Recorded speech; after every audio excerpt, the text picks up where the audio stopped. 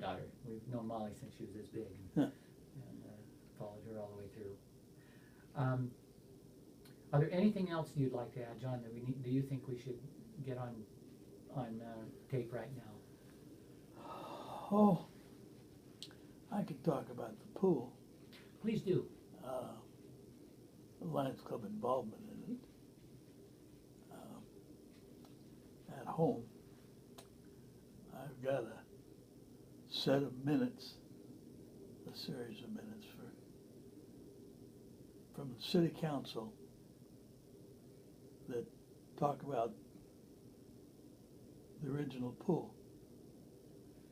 And it gives the cost and how they decided the location and all there is to building a swimming pool. And it cost $52,000. It's the same thing that you pay for a pickup, new Dodge pickup. That's for Jerry's benefit. And $21,000 was given to him by the government, and then the council came up with the rest of the money. And Lyle Hickok, the company, it goes through the bidding process in there, and the bids came in too high, so they had to rebid it. And Lyle Hickok, Midstate Construction, he was a Lions member, and that was the building that started his business off. And so he was grateful to the swim pool for that reason. But when I got out there, why, there was no pavement out there, no walkways, and it was just a parking area, no organization to it, and there was mud puddles and potholes. The grass didn't grow well because the dirt wasn't deep enough, and they couldn't put in a sprinkler system because the dirt wasn't deep enough in places. And so an orchardist gave us some dirt out here, and they hauled the dirt in and made the front part deep enough so that they plant grass and have a sprinkler system. And we put sidewalks in there, and then we put curbs, and then like, what do you call it, decor that would go with the parking space. Oh, the landscaping. Yeah, and that was working with the city, and they were very cooperative. All we did primarily is organize it, and then where the playground equipment is, that was the drop-off, and the city had been hauling in gravel from the streets from the winter, and where they got some dirt while they were dumping it in there. So that ground wasn't really there when they got ready to put in the playground equipment. Somebody come up with the opportunity to buy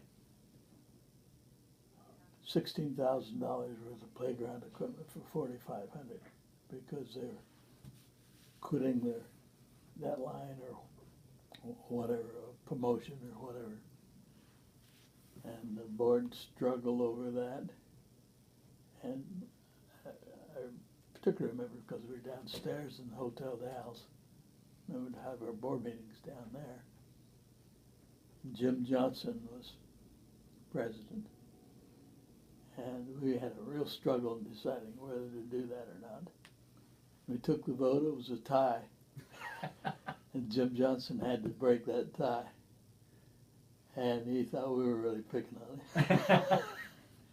But we did it, and the city helped us install it. And it worked very well.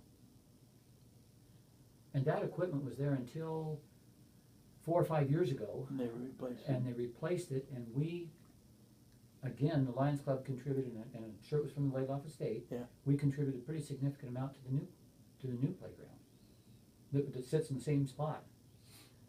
Yeah, I don't know, I wasn't Yeah. involved in that part of it.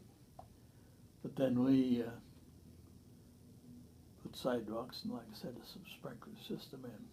And Park and Recreation probably provided most of the money on that stuff. Till we got the Oregon Outdoor Recreation or whatever it's called. They had funds that they were dispersing all the time. So we got our in the water on that.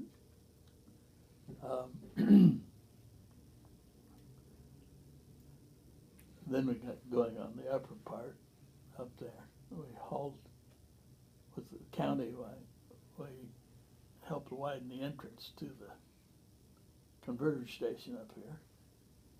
And so the county hauled lots of dirt up there because it was just rock around that monument area. So we filled that in with dirt, and as you might guess, first day while the wind blew, it blew up a dust storm out of that, and it went right down 2nd Street. So somebody got the fire department up there to wet it down. and then we put grass on it. That was one of Ted Walker's last working with projects that I can recall.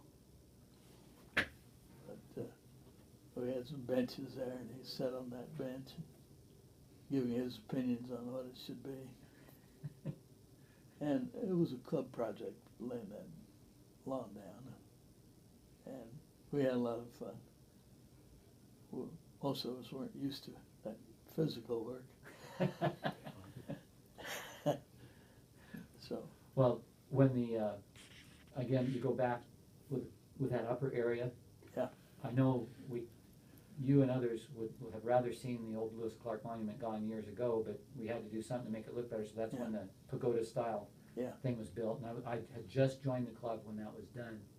Well, interesting enough, the Lions Club put that up, and it was the Lions Club that took it down. In fact, Lion Tim was the ramrod that got it done, and it was primarily Lions Club members that took that back down. And we were faced with, the roof was rotted, and there were parts of it, it was being used inappropriately, and there were people that were hiding, and there were kids when the skate park was built in front of it. It was just a bad situation, so I went to the Parks and Rec and asked their board, we would look at putting a new roof on. And then they said, well, we would rather it be gone because it's such an prevents being able to see, and it's a health and so anyways. Deal. So it turned into instead of putting a new roof, then it was demolishing the whole structure, and so we did it in one day. We started at 8 o'clock in the morning. The PUD helped us, and thank goodness for them bringing their equipment.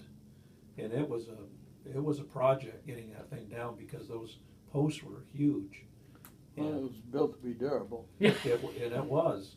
And then when we started taking the stones down, we tried to save as many as we could because originally we had talked about moving it, but the cost of doing that was just too great. Yeah. And it wasn't even, if the project originally had been finished, then we could see where we could invest in, but it wasn't even a third, I think, or maybe half of it done originally in 1939 or 40.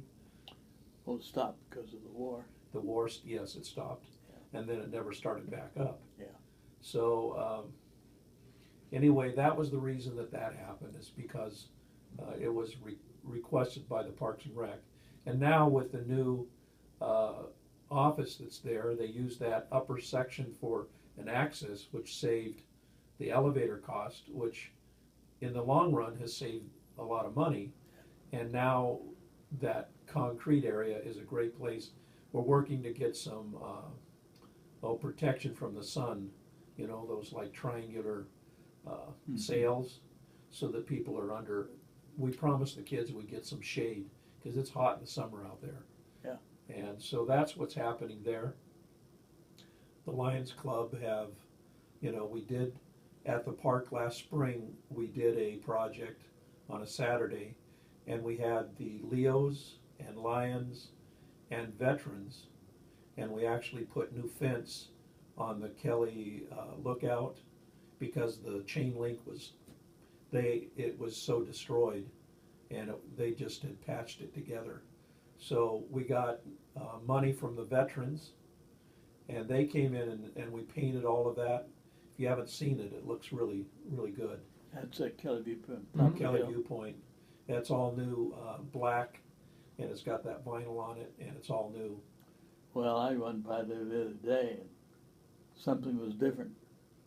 And I didn't know it had been so long since I paid any attention to it or what, and I was a little startled. So I'm interested in what you did there. And we refreshened the signs going in, the kids, and they look new. And we planted some trees in the backside where they had bug damage, and we put 10 new trees back there. We planted them, and like the city project that the playground there, the wood structure that the city went together. That was back in somewhere in the 80s, maybe late 80s or 90s. No, it's 90s. 90s. And anyway, the plaques that were the kids' hands, they were vandalized and taken down, but they had saved the plaques, and so we put those, as many as we could, back up. So that was our project for that Saturday. Well, that's a pretty good project. So we're still doing, not all the time development, but sometimes it's redevelopment to, again, preserve what somebody did before us. Well, like out there, McDonald's gave us a flagpole and had the eagle on the top. Well, probably within a week, somebody shimmied up that flagpole and took the eagle off. And there's been other vandalism out there. Well, those beautiful, and I think Tom Sperry built them, those nice water fountains that were supposed to be indestructible. He made them out of basalt rock and stainless steel. It was less than one summer and they destroyed the one up there at Thompson Park. There is still one left. They had 3 or 4 of them in the community. There's still one left up by the softball fields, where you come out of your house there, in that corner. There's still one of those left at Thompson. The supposedly indestructible water fountains, there's one left. Kids want to do something, he'll do it. Yeah. That's no kidding. And that's too bad, you're fighting that for all the time. Mm-hmm. Still happening. Yep. Well, one other interesting story to me, at least, is that Thompson Park was property that Dr. Thompson, at one time there was 3 main doctors in town. Dr. Thompson was one of them. He delivered me and most everybody else in my generation. And I wanted to make that ground out there by the swimming pool bigger. And so we started negotiating for add-on to the south side of it. And this went on for a while. It was in a trust managed by the U.S. Bank, and I think the guy's name was George McFall that was managing the trust for the bank, and he was a tough nut to crack.